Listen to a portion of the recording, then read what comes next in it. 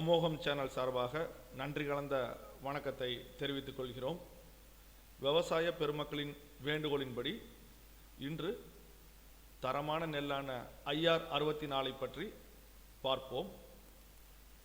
இந்த நெல் IR 64 சர்வதேச நெல் ஆராய்ச்சி நிறுவனம் 1985ஆம் ஆண்டு இந்த ரகத்தை உருவாக்கியது. நமது இந்திய அரசாங்கம் 1991ஆம் ஆண்டு இதை நோட்டிஃபை செய்தது.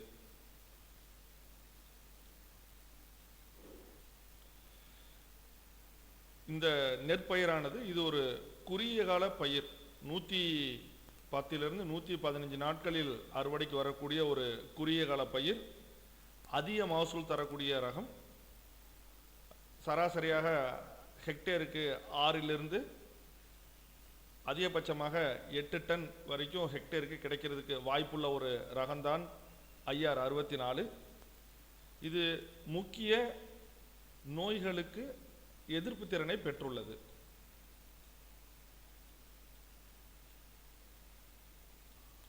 நெல்லை பார்த்தோம் என்றால் நல்ல நீளமான நெல். எப்படி பாஸ்மதி அரிசியை நம்ம சொல்வதை போல்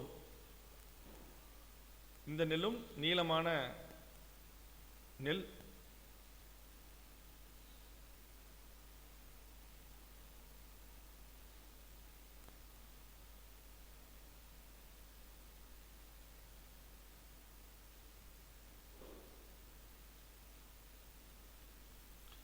இந்த ரகத்தினுடைய முக்கிய தனிச்சிறப்பு என்னவென்றால் நல்ல சமையல் பண்பை பெற்றுள்ளது.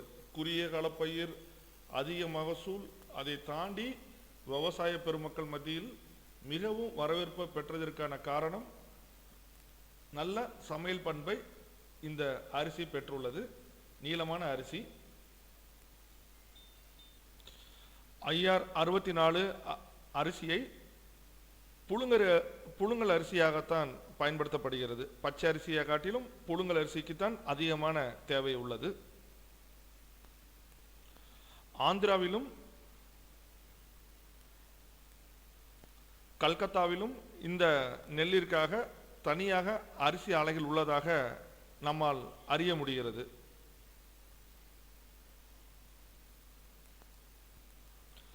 IR 64 இந்த அரிசிக்கு இந்தியா முழுவதும் அதிக தேவை உள்ளது. குறிப்பாக வட இந்தியாவில் தான் அதிகமாக இதை உற்பத்தி செய்கிறார்கள். தென்னிந்தியாவை காட்டிலும் வட இந்தியாவில் அதிகமான நிலப்பரப்பில் இது பயிர் செய்யப்படுகிறது. ஏறக்குறைய வருடத்திற்கு குறைந்தது 30 லட்சம் ஹெக்டேர், இந்தியாவில் குறைந்தது 30 லட்சம் ஹெக்டேரிலிருந்து 100 லட்சம் ஹெக்டேர் அளவுக்கு இதோடைய தேவை உள்ளது.